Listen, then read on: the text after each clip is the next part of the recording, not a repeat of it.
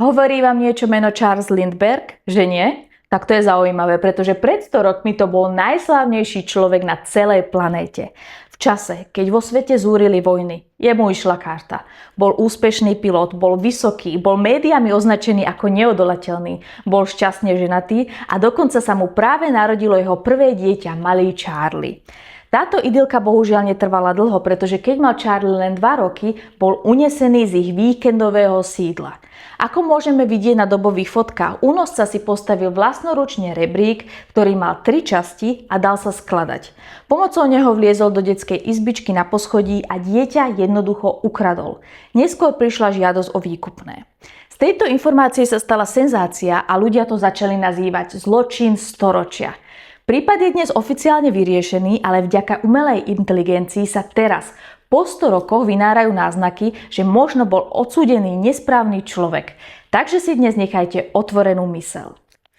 Ahoj, ak ťa zaujíma, ako to celé dopadne, pridaj sa followom k našej rastúcej komunite.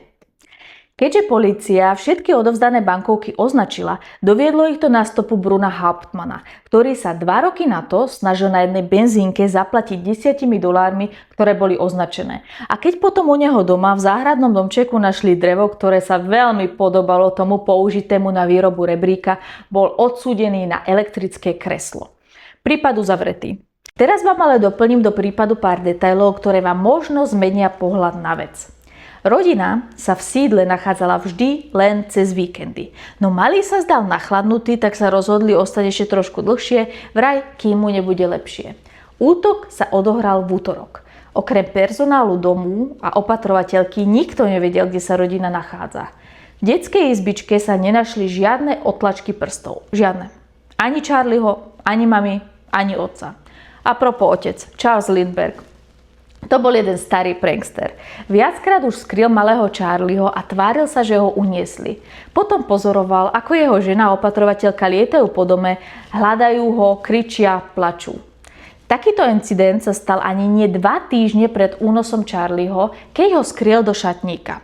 Preto, keď nastal únos, opatrovateľkina prvá reakcia bola, že to bol zase otec, Charles Lindbergh. Ak sa čudujete, prečo by Charles mohol mať negatívne pocity k jeho vlastnému synovi, hovorí sa, že bol zahambený jeho zdravotnými problémami, pretože malý mal problémy s nožičkami. Navyše bol Lindbergh priateľom nacistického doktora, ktorý robil experimenty na ľuďoch v snahe odstrániť ľudské nedokonalosti.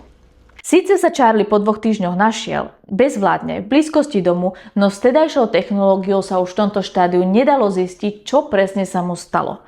Opäť bolo podozrivé, že otec nariadil kremáciu hneď deň na to. Potešivé však je, výhražný list, vyžadujúci $50,000 za Charlieho prepustenie, bol celé tie roky starostlivo uskladnený a teraz je k dispozícii na analýzu novými metódami. Kto vie, možno sa niečo odhalí. Na koho strane ste vy? Keď si to tak zhrnieme, tak drevo použité na výrobu toho rebríka bolo 100% z pivnice Hauptmanna. Takže on v tom musel mať nejakým spôsobom prsty. Ešte ma napadá aj taká možnosť, čo keď bol najatý otcom Lindberghom a čo keď sa jednoducho niečo pokazilo. Aj keď Hauptmann do poslednej sekundy tvrdil, že je nevinný, ale kto vie. Veľmi mi to pripomína Jacka Rubyho, ktorý nám taktiež už nič nepovie. A aj ostatní aktéri už nie sú medzi nami. To znamená, že myslím si osobne, že je šanca túto záhadu vyriešiť vďaka modernej technológie. Musíme si ešte troška počkať a ak sa to nepodarí, tak táto záhada naďalej bohužiaľ ostane záhadou.